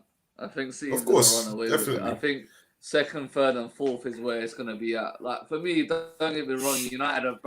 Don't get me wrong, Josh. Yeah, I think United have brought in fantastic players, and it's the players that they've needed. But I just don't think they're gonna have enough. Like especially like don't forget they're gonna be in the Champions League as well. And I just feel like Man United is like they don't have enough backup in quality, if that makes sense. So if one player gets injured, then they could be in trouble. But in terms of like City squad, is obviously we know what their squad is like. So, but I'm gonna make a bold statement here. Yeah, I genuinely think that if we sign Maddison and if we sign Martinez as well, which is looking highly unlikely now, I genuinely think, if all these players can hit the ground running, which I know they will at Arsenal, in terms of like Ben White, Maddison, and everyone else, and if we can get our best 11 away, I genuinely think we can challenge for top 4. Yeah, 100%. I agree. I think this year you're going to finish above us for the first time in years. And I say that with my chest. I genuinely think Arsenal are going to finish above Spurs. It's, you know what it is, for me, just as an Arsenal, I feel like it's so difficult for me to be able to believe that, only because every time I've put Arsenal up on my television screen, it's just been lost. Just lost. And it's like, I ask myself, why did I even bother watching this? Yeah. Do you know what I mean? Listen, man, you got to support your team through the bad and the good. I always do. Listen, I have sat by Arsenal and watched and supported them for pretty much my whole life. And every time I've watched, I've sat there and cried every single time they lost. Like, it hurts. I've got absolutely no doubt in my mind that these players that Arsenal are bringing in are going to hit the ground running. They've brought in some really, really decent players. And obviously, Ben White being that defensive solution, as everyone quite rightly puts it. And with James Maddison talks currently ongoing, if both of those players sign, it's going to go one of two ways. You're either going to hit the ground running and perform incredibly and finish top 4, or by Christmas you're going to be battling to stay in the top half of the table, and Arteta's going to leave. I think that's the way it's going to go. Everyone was saying give Arteta 2 years. He's been there a year and a half now. This is his second. It's been a year and a half. Yeah. It's been a year and a half, because I think Unai Emery got done. He got sacked the first 6 months of his tenure, didn't he? Boy, or the first half of the tenure. So he would have been at Arsenal for 2 years come Christmas. If they do not perform, he's had that 2 years. He's had that 2 years that everyone says that he needs. If Arsenal do not perform, the only solution is you need to get Arteta out and bring in someone with managerial experience. But the question is, who is that going to be? But that's a subject for another day. We've spoken about Spurs, right? And the one thing I do want to touch on is this. Harry Kane came out with this yesterday publicly. It's almost 10 years since I made my Spurs debut. For every one of those years, you, the fans, have shown me total support and love. That's why it hurts to read some of the comments that have been made this week questioning my professionalism. While I won't go into specifics of the situation, I want to clarify that I would never and have never refused to train. I will be returning to the club tomorrow as planned. I wouldn't do anything to jeopardise the relationship I have with the fans who have given me such unwavering support during my time with the club. This has always been the case as it is today, Harry. Now, for those of you that don't know what this is about, obviously, Harry Kane hasn't trained all week. He didn't turn up to training on Monday. He took snapshots of him in Los Angeles with his wife and kids. This is obviously all going speculating that Harry Kane is trying to force a move out of Tottenham. What's your opinion on this? Obviously, I don't see him leaving now. I see him. This another thing as well. A lot of Spurs fans are saying that I want him out of my club. I don't want someone that doesn't want to play for us. He hasn't said he doesn't want to play. That's the media speculating. If by September Harry Kane is still putting on that Tottenham shirt, I will get behind him 110%. He's been nothing but a loyal servant to our club for the past 10 years. Even if he has gone out on loan, he's been nothing but a loyal servant to our club for 10 years. Right? And I'm not realistically, none of the fans can even say anything like, I don't want him in my club. Look what he's brought to your club. Look what he's brought to your club. You can't come and kick a man to the side because he feels like he can make a decision for his own career. You don't run his career. Exactly. So, again, this is a situation where the club is no one is bigger than the shirt. No one is bigger than the crest on the shirt. Yeah, straight up. You know what I mean? Straight up. I completely agree. Spurs have got to do what's right for them, and I think right now the best thing that we could have done is sell. Because not only it takes a lot of scrutiny off of us, and it gives Harry Kane the chance to develop. He's been a loyal servant. The least we could do for him, for everything that he's done for us, is let him go and live his career somewhere else and win trophies and experience what it's like to win. Mm-hmm. Straight up. And the thing, once you give a player like that experience to be able to know what it feels like to win, that's when, I don't know, I feel like I want to quickly segue here and I'm going to quickly just take this into basketball. I understand you guys don't know too much, so I'm just going to make it brief. I'm going to make it very brief. LeBron James using... Kane isn't I going to win agree. anything at Spurs at the moment. Don't forget, we've got Europa Conference. Up the Spurs. Come on.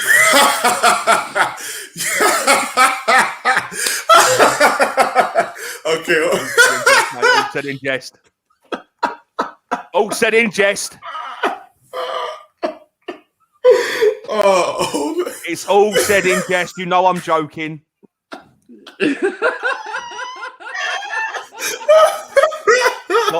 I've got him. Oh, Oh dear. Oh dear. I think I've killed my rat. I've got tears in my eyes, man. No, to be fair, knowing Spurs, we'll still bottle that as well. Oh. Obviously, let's stay on subject. Obviously, you guys discuss what your team needs, right? I'm going to discuss what I believe Tottenham needs. Right? Now, we've obviously signed Christian Romero, centre back, 55 million euros, loan with an option to buy. Right? What we need now is we need a right back, a creative midfielder, and a striker as a backup to Harry Kane, and maybe two if Harry Kane does leave, which I don't see happening. Now, my right back positioning, I think if we're not Tommy Yasu, we don't need. I don't think we need him. We've got that centre back. What I would do in this situation is I would offload Doherty to someone, maybe back to Wolves for a fraction of what we got him for, and I'd go at Norwich and I'd try and get Max Aarons. Now I think Max Aarons is quality. 21 years old, absolutely phenomenal player. Won't come cheap, but if we can get him, we can. If we can get him, we will. I think it's going to cost us about £35 million plus add-ons. I think that's what they're way more than that. Because you reckon? We've wanted him for 2 seasons now, and they were saying that they want 60 mil for him. Really? 60 flipping mil, bro. This is the thing with, I wanted to touch on Norwich, and obviously we wanted to sign him as well. And a lot of players were interested in Todd Cantwell as well. I don't know if you lot remember when Norwich went down. Todd Cantwell was amazing. Yeah, like when they went down like 2 years ago, I don't remember when it was. They were basically asking for like 60 million for like both Aarons and Cantwell, and that's why they never ended up leaving because no one wanted to pay that. The only player that left from that season was Jamal Lewis he went to Newcastle. I don't know what the fee for that was, but I'm guessing it wasn't cheap. But for me, I think, like I said, obviously on Arsenal's situation, I want to give Callum a go. If Callum can stay fit at right back and if he can start performing and the way he was last season, like towards the back end, I would definitely want to see Callum because he's not only is he good, obviously defensively, but going forward he's exceptional as well. So I'll definitely be looking forward to seeing. Well, that would Max Aarons would be my answer to that defensive problem. Yeah, no, that right back problem. Yeah, the creative midfielder position. Now, this is probably going to be a bit controversial for you lot, but I'd take James Ward-Prowse from Southampton, 110%. Set pieces, delivery of the ball, quality, absolutely quality player. I can understand where you're coming from Ward-Prowse because, like you said, he's a creative midfielder. He's a creative midfielder. But I think I've mentioned this before. I just don't think he's good enough. I think the level he is at now, I think that's it for him. Like, I don't think he can go any higher than that. But you never know. I said the same with Højbjerg when he signed for Spurs. Like he's not. Mate, good. I'm telling you now, Oliver Skip and Højbjerg in that midfield this season is going to run rapid all over the Premier League. I genuinely think they are going to be such a deadly duo to play against. Højbjerg is the Viking, as we call him. He's a monster. Absolute monster. Yeah. He takes a lot. He takes a lot of hits. For Denmark in the Euros, he was absolutely on fire, mate. Yeah, I can agree with that. And to be honest, after seeing how he performed for Spurs last season, he's pretty decent. I can understand why Mourinho absolutely loved him. Like when he saw he almost get injured, you could just see the concern on his face. He's like, oh goodness, like like he absolutely loves Højbjerg. He even took him off when I believe he even got injured. Like he was bleeding and everything. He said, "No, you got to sit down, man." He just got his head wrapped up and back on the pitch. Yeah, there was. He was even concerned for him. The backup striker. Now this is. I don't know where we'd go with this because strikers they're so expensive in today's market. Like, I've said to you two before, if Harry Kane does go for that 160 million, the first player we should bring, 150 million, the first player we should bring in is Dominic Calvert-Lewin. I've said this from day dot. Am I right? You can vouch for me on this because you agreed with me that he would be a good signing for Spurs.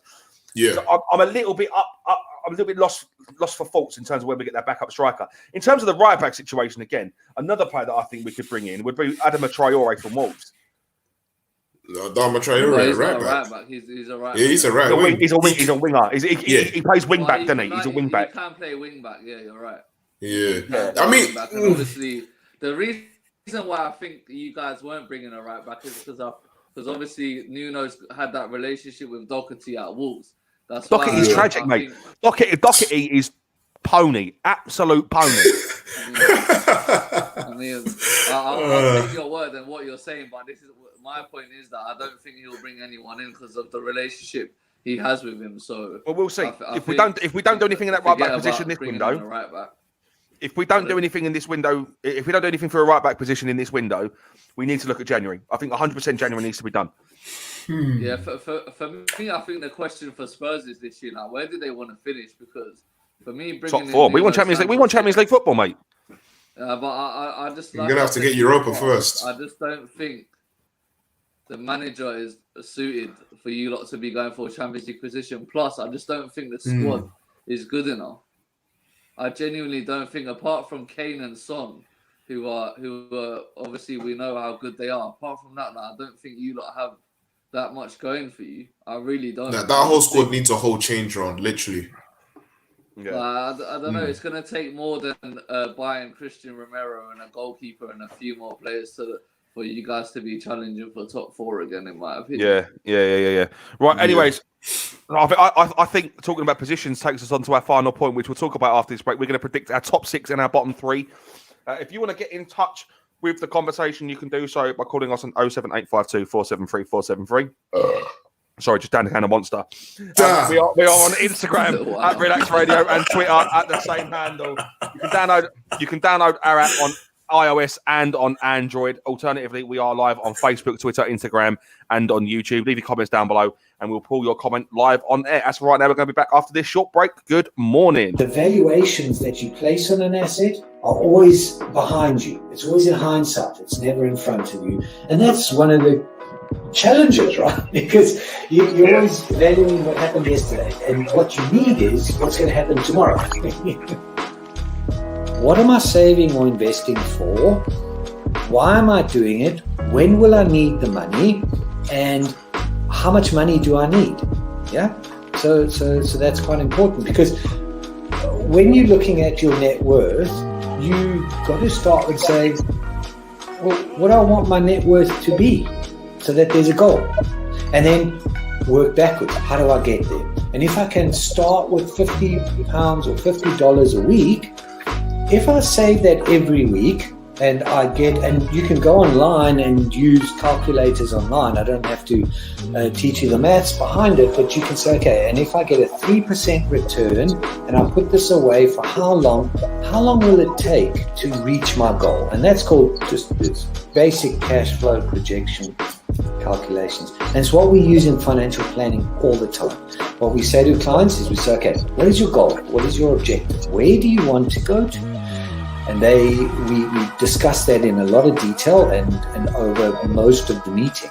And then the rest of it is saying, okay, in your exact circumstances, with your risk profile, with how you feel about investments and pensions and taxes and where you are and who you work with, and your education level or your lack of education or how involved you want to be. There's a lot of variables that we take into account. And then we say, okay, here's a plan. You start like this, that's great. And then we review it all the time. And we say, okay, we need to increase it, we're on track, we're not, this is what is happening. Because remember, when you're dealing with assets, the valuations that you place on an asset are always behind you. It's always in hindsight. It's never in front of you. And that's one of the challenges, right? Because you're always valuing what happened yesterday, and what you need is what's going to happen tomorrow. So that's a struggle. Yeah. So there are strategies everywhere from £50 a week up to £100 million, and they're different. Right? they range differently from everyone, but and from country to country, to be fair. Different countries have different tax laws, so different vehicles. But from your point of view, at the sort of normal end, I'm not going to call it the low end because I'm in that boat as well. It's as tax efficient as you can get it. That's where you start. You use all the tax efficiencies and then you step up into different things.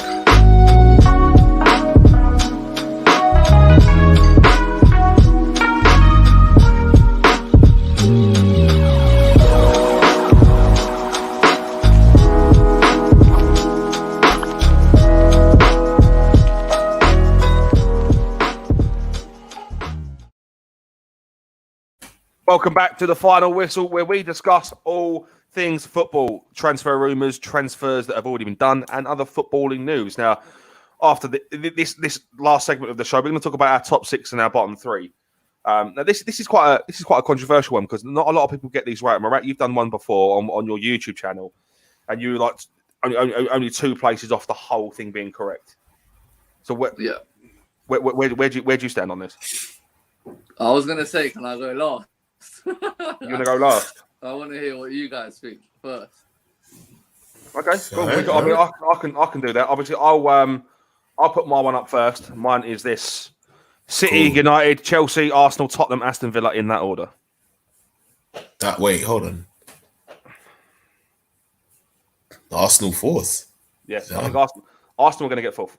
In my opinion. Go on, Josh. That's what we love to see, mate. Damn. Like I said to you, I think this is going to be the first season in a long time where you're actually going to finish above us.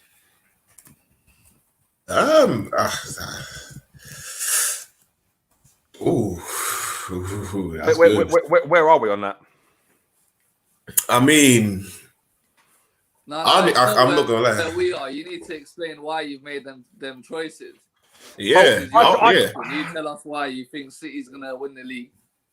Well, City is City. City is City. I feel like that one goes without saying. That doesn't even need to be explained. That goes without saying. Man United are also bringing in some really, really quality players. They're bringing in absolutely fantastic players. Chelsea are Chelsea. I think Chelsea have invested in the future, and I think those players are going to show up this time round. Arsenal, again, you're bringing in some absolutely fantastic players. Nuno Tavares, Ben White. Sambi Lokonga. Yeah, Sambi Lokonga, potentially James Maddison as well. If those players hit the ground running like everyone expects them to, you're going to be a force to reckon with this season. Tottenham, I think Tottenham we don't settle. We settle for second best all the time. Do you know what I mean? Like, no matter what we do, I just don't think he's going to be good enough. We can bring in so many players. We could bring in that backup striker. We could bring in that centre back and that right back and that creative midfielder. Yeah. There's the term Spursy is thrown about a hell of a lot where we always just bottle it. We bottle it too quickly, and I think this year we are going to bottle it. I think Arsenal will get 4th. Yeah. In the last few games of the season. And I think that battle for that 4th Champions League spot is going to go between Tottenham and Spurs near enough all season. I don't see Leicester being up there this year. Leicester are selling their best players, mate. Leicester are selling their best players. Jamie Vardy's in his 30s now, so I don't think he's going to really perform as much as what everyone expects him to. James Maddison's going to leave if he goes to Arsenal. That's 2 of their best players already out already. Kasper Schmeichel, yeah, he's a good goalkeeper and all, but who else is there in that Leicester squad that apart from Tielemans, he does play for Leicester, doesn't he? Yeah. Tielemans, yeah, he still plays. Apart from Tielemans, who else in that squad is Champions League material? There isn't really many people. But the thing is, I don't think Leicester are going to be up there. I think Leicester are going to settle for. I think they're going to get 7th or 8th, mate. Villa. Now this is what I'm saying. Villa are going to be that dark horse this season. They're going to make some phenomenal signings and they're going to push. And I could genuinely see them getting Europa League football. And that would be very big for them as well. If they get Europa League football, that pumps more money into their club. Now they're starting to get bigger. That's pretty good. That would be a very good achievement. I don't know though. I don't know. Kings, if you want me to go next, I'll do it because I've picked my top 6. Put it in private chat so I can make the graphic. Okay, yeah, All go on, right. Kings, then you keep talking, bro. I'm I'm just saying, like with Aston Villa, I feel like although they're bringing in these Just need to quality turn the camera off. signings, there's although with these quality signings that yeah. I say what's it with Aston Villa, although they've made these very quality signings, as in like they've literally had this huge sum of money being pumped into their club, given the fact that they've just sold Grealish. And it makes sense. Like now they have the opportunity to be able to just go off and purchase whoever they want. You know, well, not necessarily whoever they want, but they can get, rather than getting one world-class player, they can get themselves a bunch of really, really good players to make a squad. It's going to take, they're not all going to be able to gel together all in one season. That's what I think. But I don't think it's going to take long. Leon Bailey, we've only ever seen him play football within the Bundesliga. As we know, within the Bundesliga, they're pretty high on attacking. Like, if you've watched Bundesliga games, you will see them. You'll see their matches. They are always high pressing, constantly high pressing.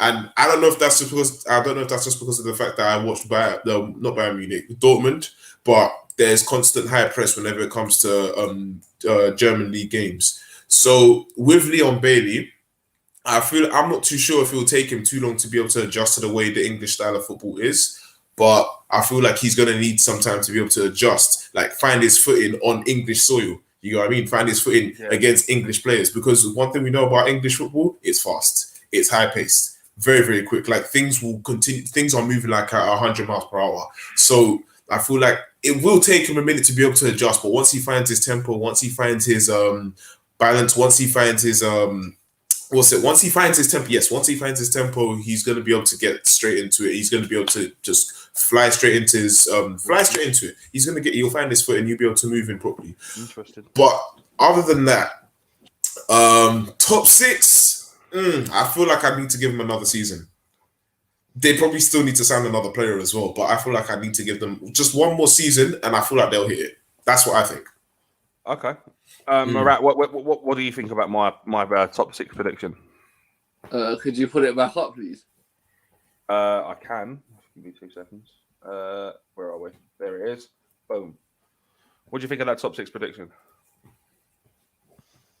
As much as I love us in fourth, I don't think we'll get it, unfortunately. Obviously, you're forgetting Liverpool. Can't forget Liverpool. I mean, I don't think Liverpool are going to do well this season. That's why. Obviously, Van Dijk's back. Doesn't matter, mate. It doesn't matter. I think they're a one-season wonder. I don't think they're going to do well at all. Fair enough. I don't think they're going to do well, mate. For me, I'll take out Arsenal and put in Liverpool and then swap Liverpool and Chelsea around. And no, sorry, you'll see my prediction, but yeah, I don't know about Villa, man. I mean, they're signing like I said, they're signing a lot of fantastic players, but if they can keep Maddison and obviously Ian Nacho had a fantastic end to last season as well, and obviously if they got Tielemans and Didi, and they've obviously added Daka as well from Salzburg, and I think they signed a few more players, but I think the one blow that Leicester have this year is Fofana got injured the other day and he's broke his leg. That was friendly, so that was disgusting. Yeah, that's going to be a massive blow for Leicester. So that's why I think they'll be up there. I think they'll still be up there. I think the quality they have and the way that they've been performing over the last couple of years, you can see like a real unity in their squad. So, but yeah, now if you just if you don't mind putting my are we ready to see Marat's? No. Okay, this is Marat's prediction. Kings, can you send me your top six in private chat for me, please? Indeed. This is Marat's prediction. So he's got Man City first, Liverpool second, United third, Chelsea fourth, Arsenal fifth, and Leicester sixth. It's pretty much the same top six we see every season, though, isn't it? Pretty much. Yeah. For pretty me, I don't know why are you questioning Arsenal's ability, mate? You're an Arsenal fan. Why are you questioning Arsenal's ability? Look, obviously, my heart, I want us to get top four, but I have to think realistically here. Like, don't get me wrong. If we bring in Maddison, then maybe we could push maybe Chelsea or whoever's going to be in that top four, maybe. But I'm just going based on the fact that we don't bring Maddison in and we're playing with the squad that we have at the moment. if we bring in Maddison, I genuinely think maybe we can push the top 4. But I'm just going on purely the basis of the squad that we have right now. Right. Okay. But obviously Liverpool, Okay. like I said, Van What- Dijk's back, Gomez is What back. do you That's think- going to be massive for Liverpool. What do you think needs to happen for Arsenal to slide into that 4th position? Bit of consistency, I think. Last season Pretty we were much. so up and down. We didn't know whether we were coming or going, really. And I think if we can find a level of consistency and to bring in good results, I think that might be the difference for us this year. But it's a tough one to say, man. Like I said, obviously with my heart, I want us to get top 4. I want us to be back in the Champions League. But as well as that, I want us to be in it. We have to think realistically. And the thing for me is the teams around us who are fighting for top 4 have improved, as in they're bringing in really good signings. So that's why I'm sort of like holding it back. And the teams around us have signed a lot of better players than we have. Obviously, because we aren't in Europe this year, and that's another thing as well. It's going to be a massive thing for us as well this year because we're only going to be we don't have no European football, so That's we're why I always put going you in top to 4. have a fresh squad. That's why I put you in top 4 because you're not going to have that fixture lag. You see what I'm saying? Yeah, but if we listen, if we bring in Maddison and Aubameyang performs this year, and Pepe, if Pepe starts off the season how he left it from last year, then 100% I reckon we'll get top 4. Okay. But there's Are a we ready? lot of if, Go on. buts, and maybes in it. So I think I've sort of gone like a safe bet and just said like, look, yeah, I think we could get back into the Europa League and then maybe just build from that, you know. Yeah, I get that. And finally, Kings, your top 6 are as follows: Man City, Chelsea, United, Liverpool, Leicester, Arsenal. Again, why have you put Arsenal over Leicester? Why have you put Leicester over Arsenal? Well, to be honest, as we've seen in recent time, Leicester have just had their slow come up. They've literally been building up as it is. One point that you made about Jamie Vardy is that, yes, the man is in his 30s, but if there's one thing that I know about people in their 30s, nobody runs like they would, like Jamie Vardy would in their 30s. Unless you're Ronaldo or unless you are whoever else for that matter. Like, you would expect someone like Vardy to have started declining by the time he hit 30 years of age, but no, he got better. He kept getting better. The moment he hit 30, people thought, he's getting too old, this and that. Next season, he continued to bang goals. I think I can't remember what season. I think by the time he hit maybe 31 or 32, he got his 100th goal for, if it's not the Prem, he got his 100th goal for Leicester. It was one of the two, but he achieved that trophy. And it's like, you just take a moment and think to yourself, this guy is literally 32 years of age or 33 years of age, and he's achieving these kind of feats. Not to mention, he also won the FA Cup just last season with Leicester. And again, as you did mention, his age is a very big factor. But given what he has already done as it is, it's like you don't see him declining too much. Yes, he will eventually get that decline, but right now I feel like he's already on a roll as it is, and it's kind of tough to be able to predict when he's going to fall down. So on top of that, along with their signings as well that they've recently just made, so the likes of Patson Daka, who I feel is pretty much going to succeed Jamie Vardy when his time is up, because one thing I know about Leicester is they take care of their players. They will take care of Patson Daka. Kelechi Iheanacho, he's literally just shown signs of being a very, very incredible player, and he's going to bring that type of style to Leicester for the season coming up. Tielemans, we've seen that he is definitely capable to hold up, make passes within that midfield area. If he can defend, if he needs to defend, he will defend. And they've just been making signings here and there. Their team isn't the best. It's not a team which you look at and think, wow, these players are amazing, but they have chemistry. Along with Kasper Schmeichel, who had a very good Euros. But as I said before, Leicester is a squad. They play like a squad. They're not a bunch of world-class players like Man City, where they have world-class, but they also have chemistry. Leicester is a squad, and they are taken care of as follows. And they always manage to increase the value of their players as time goes on. Look at Wesley Fofana. Fofana came from League One, and he joined Leicester within, I don't know, I think it maybe a season or 2 seasons. Within 2 seasons, his value went up drastically, went up immediately. He had an amazing season last season, and he's a youngster.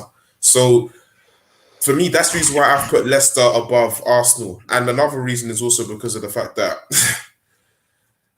when you're an Arsenal fan, or even just a football consumer, when you're an Arsenal fan, you will know for a fact Arsenal are unpredictable. They're very volatile. Like, they will start off incredibly well. What season was it? 2 seasons ago?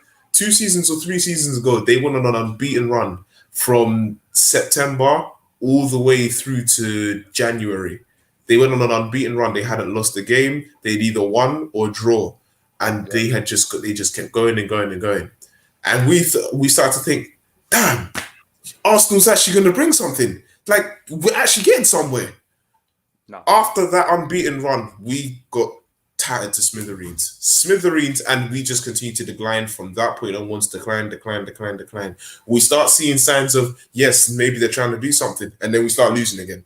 Literally, they are just so, it's like a heartbeat sensor. It goes up and down, up and down, up and down. There's always like these fluctuations of showing we can do great. Now we're just terrible. Oh, look, they're back at, no, we're going back down again. No, that's the reason why I've put them at 6th. And it's like, as Murat had mentioned before, it's the consistency. We can't keep having these flows, these ebbs and flows. We need to know, you actually going to stay up. Like, we need you to be able to give us something to be proud of. I think with no Europa League football, or not even European football this season, I think your consistency isn't even going to be questioned. I think Arsenal are going to perform week in, week out with the same sort of pace every game. But with that being said, obviously we're coming towards the end. I'm just going to touch on the bottom 3 now. So my bottom 3 is as follows: Palace, Brentford, Norwich. Why did you pick those 3? Well, Norwich always go down when they come back up. Agreed. It's standard. Brentford, I don't think are going to be good enough this season. I think they're going to be another Huddersfield town, but I don't think they're going to be as bad as Huddersfield. I think they're going to struggle. Yeah, they'll win a couple of games, like big games that they're not expected to win, but they're going to go straight back down. And then Palace are losing all their players this season, mate. You look at who they've just released, mate, and they got Patrick Vieira as a manager, like someone who's never managed a team before. Let me just have a look at Crystal Palace's outgoings a minute. Give me 2 seconds. Because they have lost a lot of players this year. Let's have a look. Where am I? Transfers, done deals, Palace. Done deals. Palace have lost as follows. Andros Townsend, Gary Cahill, Scott Dan, Nathaniel Klein, Wayne Hennessy, James McCarthy, Mamadou Sakho, Patrick Van Aanholt, Connor Wickham, and Sion Spence. They've lost all their best players, mate. Andros Townsend was their goal scorer. Gary Cahill was that bolstering defence. Nathaniel Klein was that player that they needed on the sides. Mamadou Sakho's gone. Patrick Van Aanholt's now in bloody Turkey on a free transfer. Like, are you kidding me? No, he's gone there on a free transfer, mate.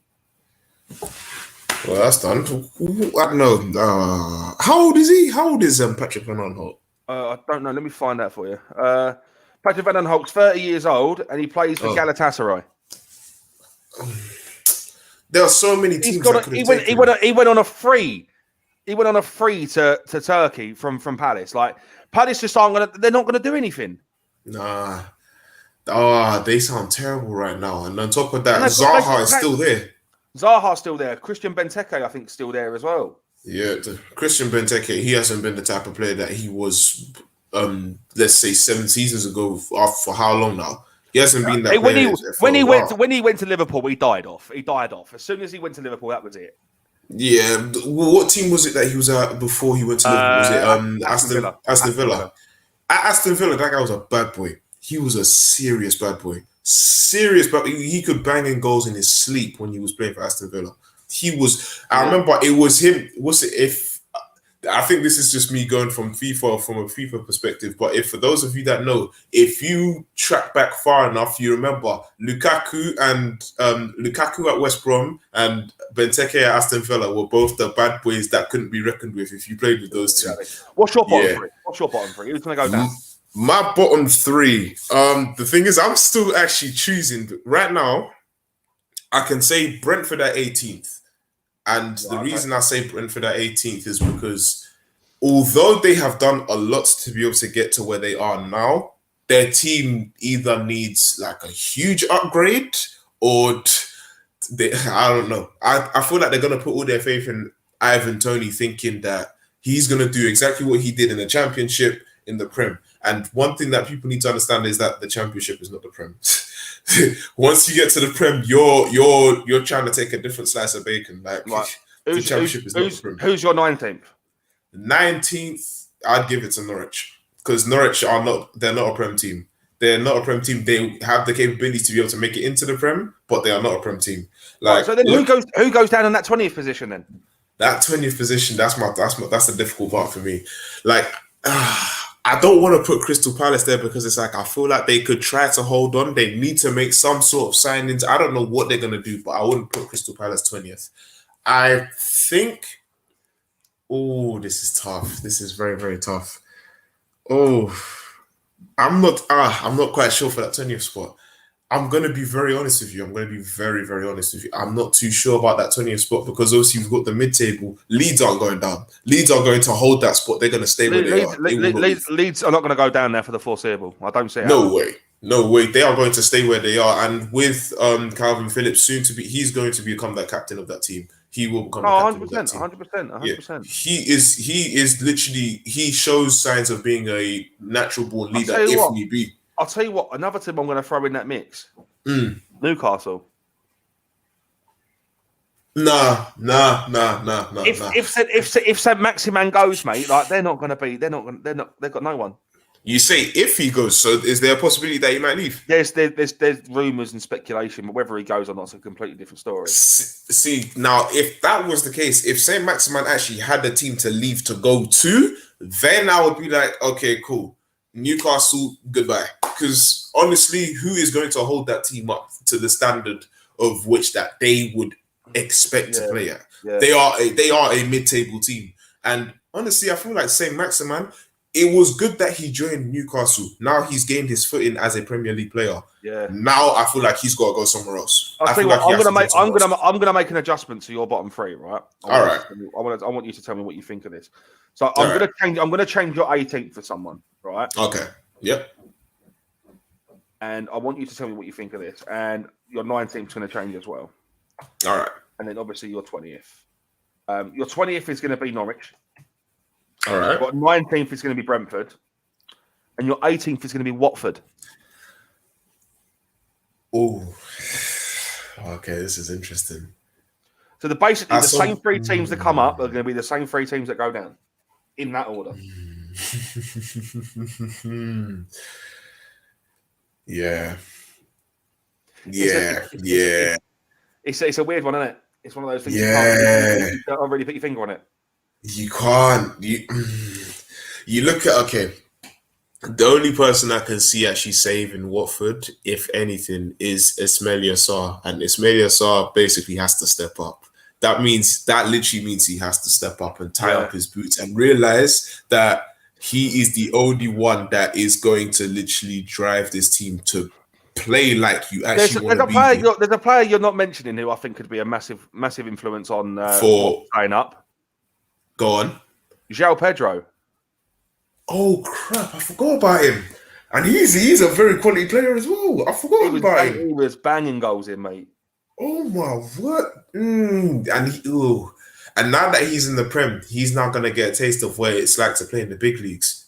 If he's able to get, he wasn't banging goals in, but he was the reason some of the goals were scored. He scored as a forward. He made 41 appearances last season and scored 9 goals. As a forward in the Championship, not bad. Him and Sarr up front, like. Yeah, a forward is not necessarily a striker. We've established this. A forward is not necessarily a striker. It's someone that plays in that attacking midfield / strikers role. Yeah. Okay, cool. In that sense, then, if you say it's pretty good, for me, it's like, okay, I get it. Cool. I look at João Pedro. My focus has always been on Ismaila Sarr because I've seen the way this guy's capable of playing. After you put that exclamation point on Liverpool, it's like, cool. This is a player that you can't necessarily mess around with. Another player you want to keep your eyes on with Watford is Mauricio Pochettino.